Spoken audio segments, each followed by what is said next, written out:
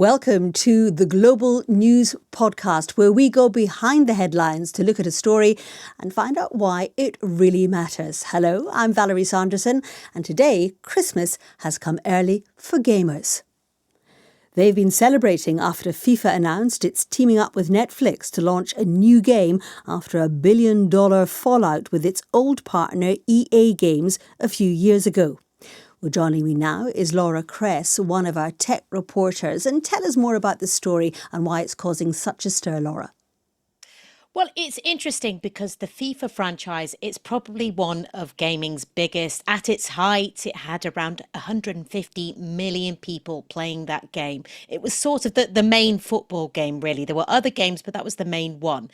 And so this news that it's returning, because as you say, there was this fallout between the governing body and the publishers, Electronic Arts. It disappeared in 2023. Electronic Arts went away and made their own football game. So the news that this big title is coming back has really got a lot of fans excited. So how is it going to work going forward? It's an interesting one because obviously, normally with the FIFA franchise, we'd expect to see that on gaming consoles or on PCs. However, this is just going to be for Netflix. So it's going to be for Netflix subscribers. It's going to be free, but you will have to have a Netflix subscription to play it. You can play it on your own or you can play it online. And the idea is you go through the Netflix app, you play it on your phone, or with certain TVs, select TVs in certain countries, you can also play on your TV using your phone as a controller. And we don't really know much more about the gameplay as opposed to that. We just know at the moment that's how it's going to be played. And when is all this going to happen? So we've been told that there will be the game release ahead of the 2026 World Cup, which of course makes a lot of sense. You can imagine that perhaps when there's a match going on, people are going to be on the way there to meet their mates, to watch the game. And on the way there, maybe they could just go on their phone and they can have a go on the game and see how it might play out before they actually see it properly at the World Cup. We don't know if it's going to be released during the World Cup or if it's going to be released before. We've just been told 2026 at the moment. How much of a risk is this, do you think, for Netflix? So Netflix has dabbled in games for quite a while now. They started their gaming platform in, I think it was 2021. So it's not the first game they've announced. I will say most people probably aren't aware that Netflix do have this gaming platform. Most of the things they've been releasing before have been titles that have already been released elsewhere. Grand Theft Auto, for example, you can play that on Netflix if you want. But this is a bit of a leap because it's a brand new game in a very well established franchise. So they are taking quite a risk with this one. And how much of a risk is it, do you think, for FIFA? Well, I can completely understand why FIFA would want to have a title out just before the World Cup or during the World Cup. It makes perfect sense for them. I think in terms of them, they know people will probably want to play their game. It's such a big franchise. So maybe not as big of a risk for them, but it is a very interesting direction for them to go for this mobile focused direction. I think that's quite unusual. I think most people were expecting if there was going to be a return for FIFA, that it would come back to consoles and PC, but they've not gone that way. You mentioned there'd been this fallout between FIFA and EA. What exactly happened there? So essentially, Electronic Arts, EA, they'd been making the franchise since 1993. 30 years they were making this franchise. As I said, very popular, very big in the games industry. In 2022, they announced that they actually weren't going to be making it anymore. And one of the main reasons behind that was that costly license that they had to take on from the governing body, from FIFA. So they announced that they weren't going to make it anymore. And instead, they were going to make their own games. And it was going to be called EA Sports FC. And FIFA said they were interested in making their own titles. And this is what we've seen from that. And what kind of money are we talking about involved in this kind of thing?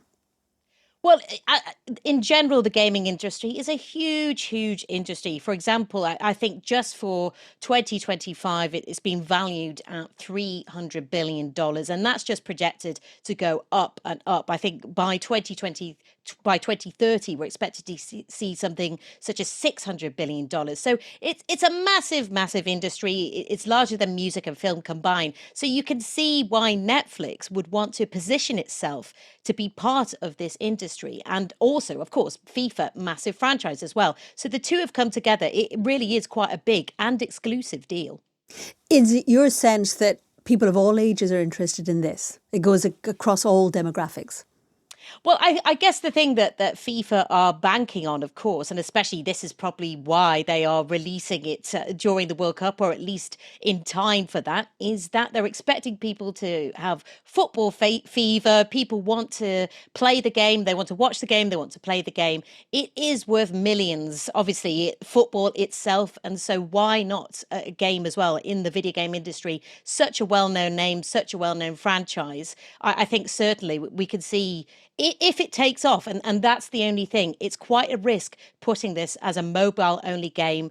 And I have to say as well, with an unknown developer, we don't know very well the studio that's making this game. They're called Delphi Interactive. However, they have never made a video game before. So even there, that's quite a bigger risk to be taking as well. So who do you think they could learn from? Well, I suppose the obvious answer there would be EA, because they have been making this game beforehand for 30 years. And it is quite surprising, really, that FIFA and Netflix have gone for this complete unknown. You know, it's a very trusted franchise. It's very well known. So perhaps they wanted to take a bit of a gamble there and go in a new direction. Maybe we'll see a game that has the bare bones of a FIFA game that we're used to, but maybe there'll be some interesting original ideas in there that we perhaps wouldn't have got if we'd gone with a studio that's used to making these games before. Now, I said earlier, Laura, that everyone was celebrating, but not everyone is, are they? Tell us more about the reaction to this. Yeah, it is true. Reaction has been quite mixed, and I guess understandable just in the sense that people are just unsure. There's a lot of uncertainty involved in this. A lot of fans on social media, when I was looking, they were concerned about the mobile focus. What's normally a big, flashy console or PC game with big, powerful graphics. How is that going to look like just on a mobile phone? Surely the performance of the game will suffer. Some people have been saying on social media. So there's been a lot of speculation. How is this going to work? Some, though, have been willing to give it a chance. I think there's a lot of people just hoping that they're going to be able to rekindle the joy they felt when they were playing these games previously. And what's been the industry reaction? Because you said it's a risk on many levels. I think mainly, again, there's that skepticism. There's the idea, well, this is a completely unknown developer. The thing we can possibly bank on is that Delphi Interactive, they are actually in the moment making a game, the James Bond title, 007 First Light. So that's going to come out in March. So that might be the marker as to what they're thinking of, what they're like, their approach, what they're like as a game developer, because as a complete unknown at the moment, the industry doesn't really have much to go on. And what does this tell us, do you think, about the gaming industry going forward? Well, I think it shows that, as we've been seeing for quite some time now, mobile gaming is just on the up and up. And there is this chance for big franchises such as FIFA, such as other games, such as Grand Theft Auto, for example, to move across to these things rather than just taking on the big consoles, rather than taking on PC. Mobile gaming is there, and it's perhaps more freely available and more accessible to a lot more people who don't have a console, who don't have these kind of quite expensive products. So I think it does show that perhaps that market is just going to get bigger and bigger, and with original titles as well.